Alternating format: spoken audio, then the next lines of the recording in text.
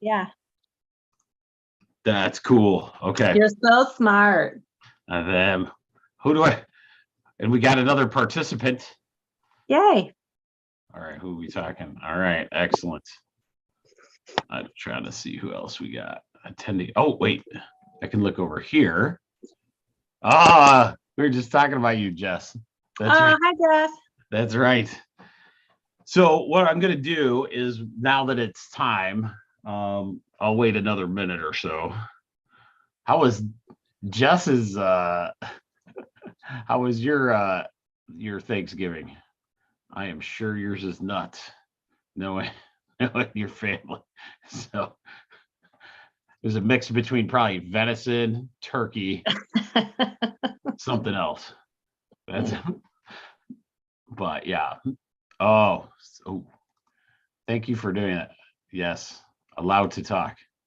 There it is. I was gonna say, I don't think you can hear me. Things were pretty good. How about you guys? Good. It was just awesome. We love the 4-day weekend thing. It's so cool. Yeah. Awesome. Marsha's here too. That's awesome. All right. So I don't want to keep you guys all night. So what we're going to do is, this is pretty cool. What we're going to have tonight, I'm going to do a couple things. One is we're going to introduce what the main objective of what we're doing tonight is going to be all about. Hopefully get live streamed. I'm not sure if I did those all correctly, and you'll always have access to them. And then in the chat, if you guys get there, there's this place. Nope, that's not what I want. All right, hang on. Let me get to it first. Right now the chat is disabled, but there is a Q&A spot. Oh, is there? Okay, sweet. Maybe I'll do that then.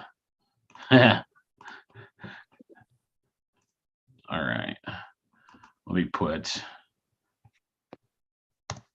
there. Does that come up? Yeah. Yep, perfect. Okay. Well, I can see it on my end. I don't know about anybody else. Okay, so the 1% tribe is what it's called. It's called this thing called substack.com. What it's going to do is, I have just a hankering for, I love writing things and doing these, and just to get the chiropractic philosophy, the holistic world out there. Oh, yes, Jet. Oh, dang it. Sorry, we can't see whatever you and Amy can see. Oh, really? Okay. Let's put it in the Q&A then. Maybe I could do that. Oh, I wonder why the chat's not. Let me see. Host and pay. Oh, I want everyone. How's that? Miracle? That's a slight miracle. Is that better? Is it supposed to be in the chat? Here, let me do this. Can you see it now? Something just came up. Yep, there you go. Yay. Yeah. Zoom's a little tricky. Hopefully you guys hang out until we figure this out. But no, so what we're going to do is, I've always had a passion for, and it lasts probably 4 or 5 years. Like, once I understood the chiropractic thing, you have 22 years in the business. And one of the things that I've always loved about it is the philosophy of chiropractic. And a lot of times that goes it's hard to describe it to people, except for the idea that nature needs no help. It just needs no interference. And what we're going to do is, throughout that time frame, we're going to start talking about various aspects. Oop, I should start recording. Sorry. Record to the cloud. All right. So we're going to start talking about, in the 1% tribe, the different aspects of what does it mean by when I say nature needs no help, just no interference. And so when we say those kind of things, it leads to us all thinking one thing, and then each one, there's systems that we can go by and figuring that all out. So what we'll do is we'll go through a little PowerPoint this today, and then next week we'll build on each one. So Probably just tonight, you won't need a notebook, but in the future, we will. Why 1% tribe, though? Why is that? The reason is because I live by the philosophy of 1% improvement every day is something that you can achieve every single day. There's no major trying to make this major gain every time. Your 1% by the end of the week is 7 point something percent. And we'll go into that as we go. But if you're changing your life 7% a week, that's massive change. And these are massive, consistent changes that can stay with you forever. So in business, in life, I've always tried that in all those different areas. So we'll go through that as we go today on the idea of what interferences are. So that's what we'll do. All right. So we'll do this real quick. Hopefully this will work because Jeremy is so good at this. All right. So I'm going to screen share this guy. Oh, that was not smart. All right. And then we're going to go there. And then we're going to start the slideshow from the beginning. Okay. So you guys can see that? Yep. Maybe it looks good. Okay. So what does it mean by nature needs no help, just no interference? And what it is for me in chiropractic will always be the rediscovering that what the human body is actually capable of doing. And so one of the ways that we always look at it, and we'll talk about it today and in future ones, chiropractic looks at the body in this thing called deductive logic. A lot of times in medical, you're looking at what they call inductive, and we're going to talk about that, going forward a little bit. So nature always finds a way, no matter what the circumstances. It is our job to create the environment that give our physical selves the best chance. So now, no matter what you do, nature will win, right? No matter what that is, regardless of what environment it's put into. But why not give nature the best chance to win those? And that's kind of where that comes from. You see the weed growing up in between your sidewalk. Like, how is that even possible? It has two giant pieces of cement on either side of it, and it figures out a way to do that. Is it the best place for that weed to grow? Not necessarily. What if that weed would have a better chance in a beautiful, fertile area with lots of sunlight and water and all those different things? What does that plant look like versus between two cement blocks in your sidewalk? All right. So what is the 1% tribe? The 1% tribe is going to be about owning our own health and making in all the different categories throughout the year. We'll just keep going on that. Each one will be a different one on physical health, spiritual health, nutritional health, financial health, all the parallels of everything. And with the herbalist degree that I just did for 2 years, or herbalist studies we've been doing, we're going to have a lot more information that we can send out to do that. In fact, where's that? Where's my screen? Oh, this way. All right. Ashwagandha tea. I love this stuff. Ashwagandha tea is my Sunday night one. It's for every organ in your body. Gives you a little bit of something. So anyway, so we're going to go through the chiropractic philosophy of living and this thing called deductive logic or deductive thinking instead of our current medical model, which is like inductive. Okay. So this is another one that just says, why just 1% improvement? 1% improvement, the only reason we're doing just 1% is because that you don't even have to think about it as a goal necessarily, right? So goals in our head are these big lofty aspirations and they end up missing the mark, right? So with 1%, you don't have to do almost anything to improve yourself 1%, except for be consciously aware of what you're doing, okay? And this is why one of the reasons I do this is because in 22 years, I can't tell you how many 90 plus year olds I've taken care of. And each one of them the ones that walk into our office on a weekly basis and act like they could be 70 years old walking in. I got a guy, he's 85, 86. He just went for a month in Israel, right? These are not unusual things once you understand how he improves his world and his self-awareness every single day. It's not by happenstance, and that's not just random that he had great genes and all of a sudden that's magically going to happen. He created that, and that's what we're going to do here. Another one. So these are some little people that understand like 1% improvement, lifelong athletes. You do a little bit in business, a little bit in finance, a little bit of spiritual. All those things can fit that 1% improvement. But here's the cool part of 1% improvement. I won't read the whole thing, but let's say if you understand the concept of compound interest, it's never just 1%. So a good example is when you ever meet with a financial advisor, they'll sit you down and then explain you what compound interest is. Compound interest is the idea that if Amy is 8 years old and she puts away $10 a week of her allowance in the bank, or it's investing in something, and then he does that until he's 18. Well, then he has a buddy get the same $10, and until he's about 18, he begins to invest the $50 or $50 a week. Okay. By 30, which one do you think will have more money?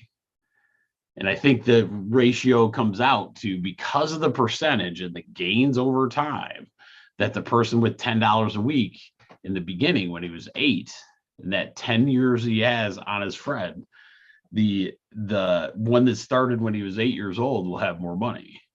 Now, why is that? It's because of the percentage of gain each time. So an easier way to say that is 1% tomorrow. Let's say, because we're going to give you something today that we can do tomorrow, 1% improvement. That the next day when you do another 1%, it's not just you're at 1.1% the next day. So now you're at 2.1. You see what I'm saying? Each one kind of gains on itself. And that's where the consistency of doing 1% versus 20% one day of the week, right?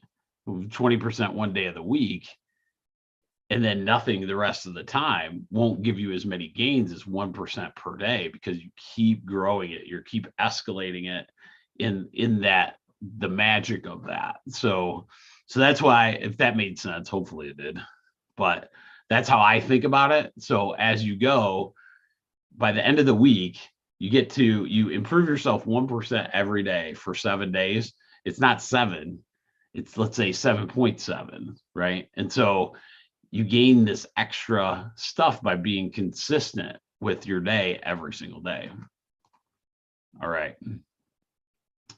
So here's a good example. So 2.1 leads to 3.2, leads to 4.3, leads to 5. So by the end of 1 week, you have improved your life in some way by 7.6%, which is massive. It's absolutely massive. If you're in a athletic event and you improve, and Jess will know this, if you improve your back handspring by 1% each day and you're only 4% from getting it, right? You're going to be doing those by the end of the week with no problem. It's when we don't practice and we expect this 20% gain that we aren't just ready for, right? So 7.6% times 52. I don't even know what that is. What is that? That's a lot of percentage points that is up there. That's right. But these are all small moves. And what's so cool about the 1% idea is it doesn't change any of your lifetime habits currently. It won't. It can't. It's too small on the scale. And all it takes is us to dive in and understand, every day have some self-awareness of what that 1% is. Okay. All right. So nature needs no help, just no interference is not just for chiropractic, right? It's not, it's the truth. Okay. So when we talk about that tonight, that's what our 1% is going to be through tonight. And our first 1% is always about how does nature get interfered with on our physical journey every day. So I put in the 3. So in chiropractic, there's 3 ways your body gets interfered with the most. We call them thoughts, toxins, trauma. Okay. So that means something physically happens, like the teacher may fall over a sidewalk and have a video of it. That could happen. You could have food poisoning. That's a good one, or additives in our food, right? That could add to interference because it's not natural. It doesn't, your body can't process it. It doesn't know what to do. And then mentally, the stress due to life struggles, right? So anything can fall into that category. A lot of times, sometimes let's say the stress of Thanksgiving time for a lot of families is kind of rough. I had a patient that his parents were divorced, his grandparents were divorced, his wife's side of the family, his parents were divorced, her parents were divorced, and her grandparents were divorced, and they had to go to every one, or else one of them would be angry at them. So they always had more of a stress when the Thanksgiving holiday came around than, like most of us. I have a Canadian wife who doesn't celebrate the Thanksgiving at the same time. So mine's super easy and way chill. So that's probably why I started writing articles for that little Substack thing I told you about. So, all right. So, all right.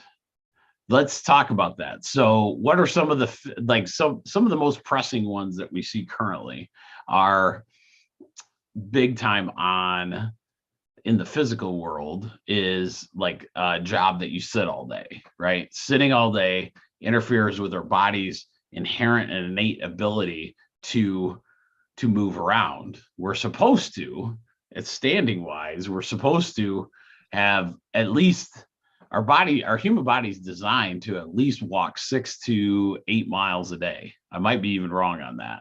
And so if our nature is saying that we should be walking 6 to 8 miles a day and we're not getting that, that creates an interference, right? So that's one way. So chemically, this one is huge. And we talk about this one. This will be on my next article as well. One of the biggest chemicals in the flu season is sugar, like this fake sugar that constantly is around. We go get a latte before work. We go into work, and because we're around like a bunch of other people, we are susceptible to the things that other people are carrying, like bugs or whatever, right? So the reason is because that fake sugar, your body doesn't know what to do with it. It's interfering with your body's innate ability to function at its right level. So let's say I have, so with fake sugar, and pretty much you can name it, everything has it in it, unless it's water or like actual black coffee. I don't know. There's a few maybe out there, but every other thing is chemically fake. And so when your body sees a chemically fake thing, your immune system goes, oh crap, I have a bunch of fake things in here. I have to attack it, right? So that opens because it's occupied over here, trying to get rid of this immune system or this fake stuff. It's not paying attention to the actual bug that comes in. And that's why the #1 flu season in all the country is right after Halloween every single year, because we go get a bunch of fake candy, stuff it in our mouths, and then go hang out with kids. So that's kind of a problem that we should probably look at. So, and then mentally, what would interfere with your life struggles if you have some kind of major drama happening at work, at home? Those are kind of things that we'll talk about in way more detail as we go down. But our first thing is to how do we evaluate that? How do we look at what we have in store for our lives currently and get rid of it. And we'll talk about why that's so important in the next one. So this is our action items today before we go into the Q&As. I think we're doing pretty good on time. Yeah. All right. So this is good. All right. So this is our action items this week, but we got to talk about these a little bit more. So today and tomorrow, I want you to find the interferences in your life, either physically, nutritionally, or mentally every single day. Okay. And that will be our homework. Okay. And so do you have to write them down? Maybe, as you go. Yes, do it. And Write it down. you should probably write them down. I would say, as you go, it's way better this week, especially just being observant, like waking up and going, okay, what are those things? Okay. So this is a cool place I was telling you about, Tribe One at substack.com. So we're going to have these recordings for later. So if you ever want to go back and re-listen to them, as we get better, I'm sure this one you may not want to re-listen to, but after this one, we'll have some good ones. And I started writing an article. I'll try to have one article done on Wednesday or Thursday each week on different things. This week, we're going to talk about if you're sick of being sick every flu season. We're going to talk about that. So those are that. All right. So let's talk about this. All right. I'm going to stop the share. Sweet. All right, cool. So my biggest thing is like when we're looking at our 1% improvement this week, look at all the different physical things. So immediately start in the beginning of your day and see what could be interfering with the rest of my day going forward. Okay. So that it's a big deal, because if you start with a good example is let's say we start at super simple one, Big B or something like that, like where there's a ton of sugar, right? And we start our day interfering with ourselves with sugar, like that's a good one. Jess, you got one? Let me see if I can unmute you. There we go. You said the beginning of your day? Yeah. I don't really have any habits like Big B or whatever, but I was doing yoga and I have not been consistent. So. Oh, that's a good question. So how do we do when we take it into 1% perspective on yoga? Okay. One of the reasons why we don't get into the habit that we currently or want to keep going with is because it's a daunting task. So we think we have to have, let's say, 35 minutes of pretty intense yoga. What if I switched you to a 2 moves, 5 minutes max every day, right? So here's where it really got me, and I can't even tell. My first 10 years, I never did this, but as busyness started happening, and I go, I have to do these things. I keep seeing these great 95-year-olds come in, and one of the things one of my guys told me years ago is he said, I never leave the house without doing my 10 minutes of workout. Okay, so with 10 minutes, I was like, I can do that. That's no problem, right?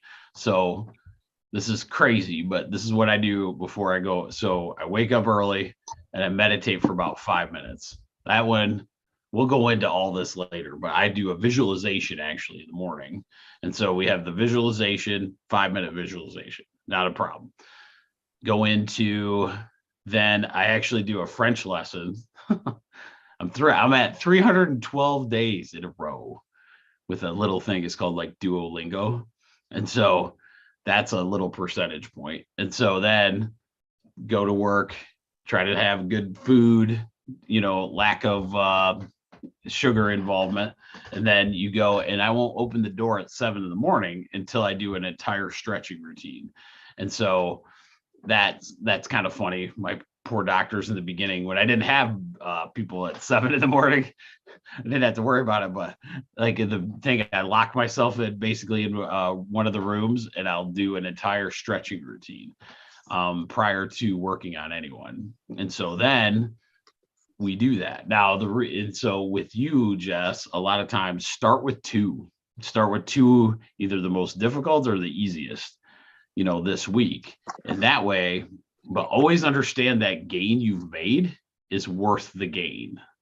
You see what I'm saying? So, because I kept guilting myself every time I wouldn't go lift for 2 months. You just continually do that because you're like, okay, just didn't have time. And knowing you're just like doing what I do with the coaching all the time and doing all this stuff. Like, how do you find time?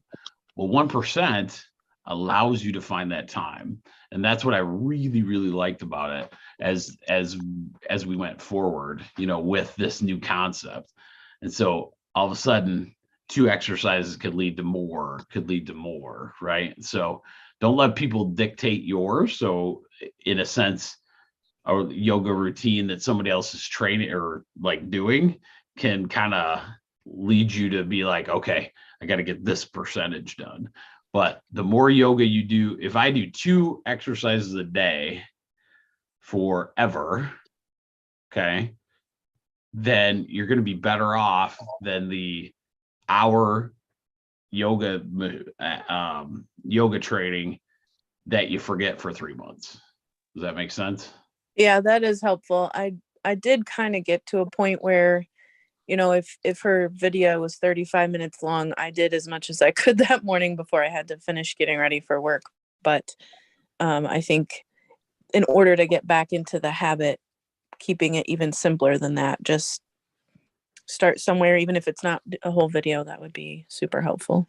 Yeah, one of my favorites was I was doing a podcast. That's the other thing that's going to be on that Substack is I'm going to move the podcast I did for a while, and it was called Ordinary People Doing Extraordinary Things. And I'll probably still have interviewers coming onto our Zooms at this time of night. I have a few that would love to do it. I already know there's a guy named Aaron Smith. If you haven't found him in Battle Creek, you should. He's on the mental side of things.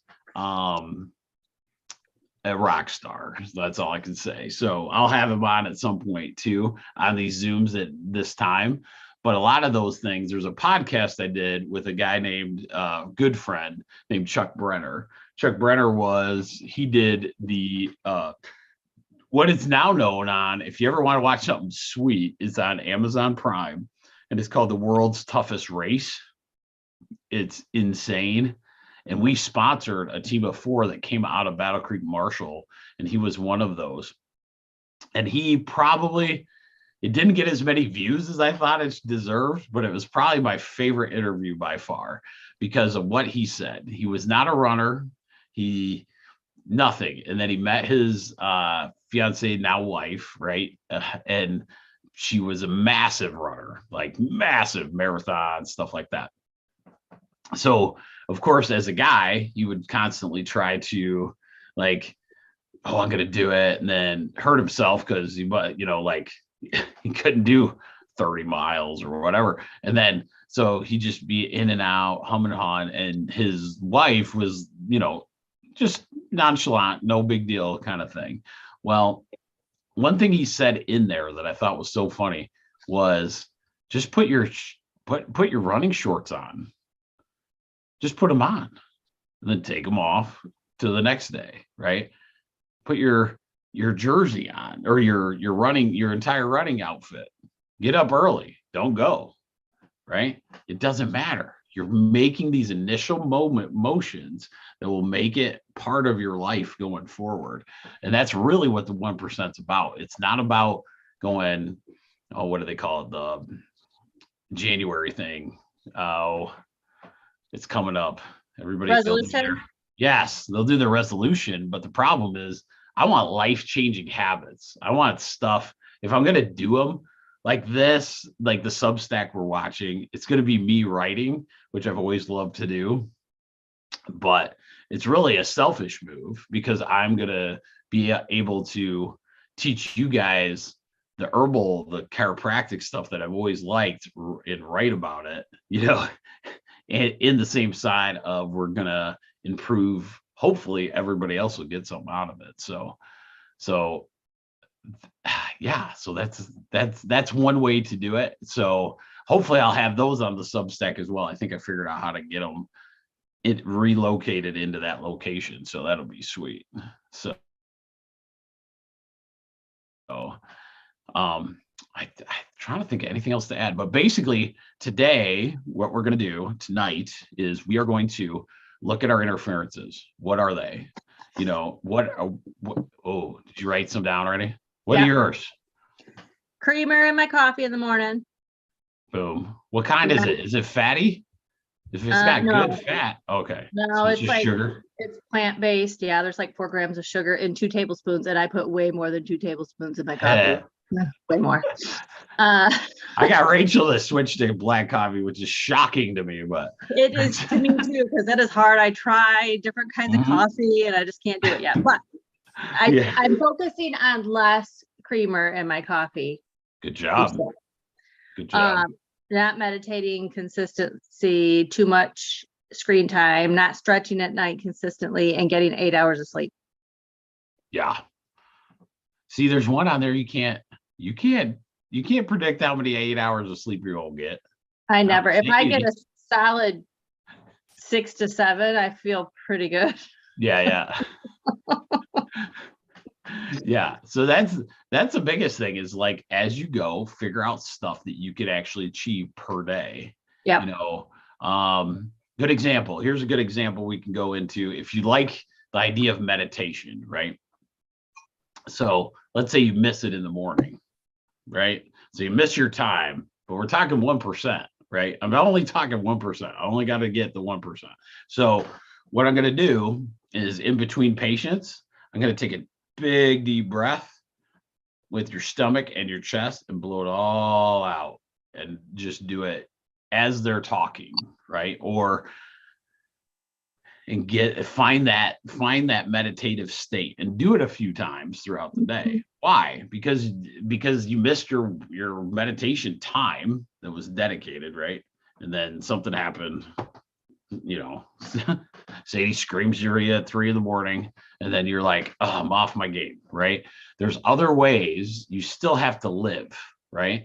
But if these are at top-notch priorities before you go, so it's like this little tiny checklist above your head that finish the day, right? So that's why the French thing is always hilarious, because for me, it's always been a dream of mine. I'm actually I don't even know if I could hear a conversation, but I don't know if I could actually speak it, but because I think I need a little more in-depth than what I'm doing.